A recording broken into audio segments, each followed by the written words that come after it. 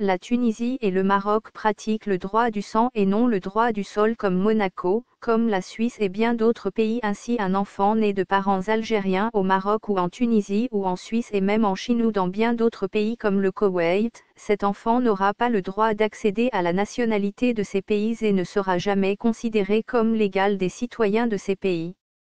De même un Algérien qui épouse une femme suisse ou tunisienne ou marocaine ne pourra prétendre accéder à la nationalité marocaine, suisse ou tunisienne. Il ne pourra pas créer des entreprises dans ces pays ni accéder au droit à la propriété, ni lui ni ses enfants ne pourront y posséder des biens immobiliers. D'autres pays comme l'Allemagne interdisent la double nationalité. Ainsi un enfant né de parents turcs doit renoncer à sa nationalité turque pour devenir allemand. Mais le Marocain Bouteflika lui un faux papier algérien infiltré en Algérie par le Magazan lui a la nationalité marocaine et algérienne. Comment il a pu obtenir la nationalité marocaine puisque son père est algérien soi-disant et que le Maroc pratique le droit chérifien?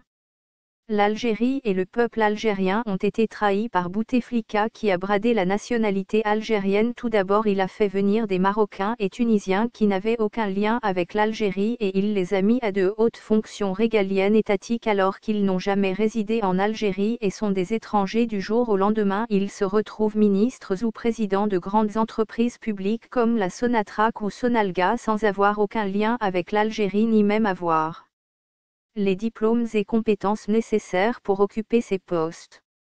Dans le souci de détruire l'Algérie et d'en faire une colonie marocaine, tunisienne, suisse et israélienne, Bouteflika a annulé le droit chérifien algérien ancestral et musulman qui régit les droits à la filiation et à l'héritage des musulmans pour adopter des lois contraires aux droits et intérêts fondamentaux du peuple algérien.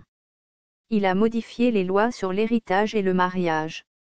Ainsi n'importe qui peut acquérir la nationalité algérienne soit après avoir résidé 5 ans en Algérie ou 5 jours pour ses amis, soit en épousant une Algérienne. Ainsi un Chinois peut devenir algérien, un Roumain, un Tunisien ou un Marocain ou un Suisse peuvent avoir la nationalité algérienne comme s'il s'agissait d'acheter un kilo de bananes. Par contre dans l'autre sens les Algériens eux n'ont aucun de ces droits que cela soit au Maroc, en Tunisie, soi-disant des pays frères mais seulement quand cela les arrange ou des pays comme la Suisse.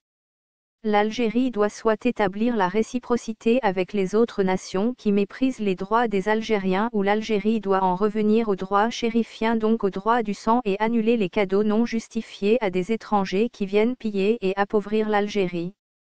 Cette loi viole les droits de l'homme car il s'agit de donner une propriété, un héritage, l'Algérie et ses puits de pétrole et ses terres à des étrangers qui n'ont jamais eu de lien avec ce pays. C'est une spoliation et un vol caractérisé. Celui qui vole l'héritage des orphelins n'aura pas le droit de respirer l'odeur du paradis. L'Algérie est comme une vache appartenant à de jeunes orphelins dont les parents ont été tués par la France. En 1962 cette vache a été volée par des étrangers et depuis le monde entier profite du lait de cette vache sauf ses propriétaires légitimes les Algériens spoliés par Bouteflika et sa clique de Marocains affamés et analphabètes du clan d'Oujda.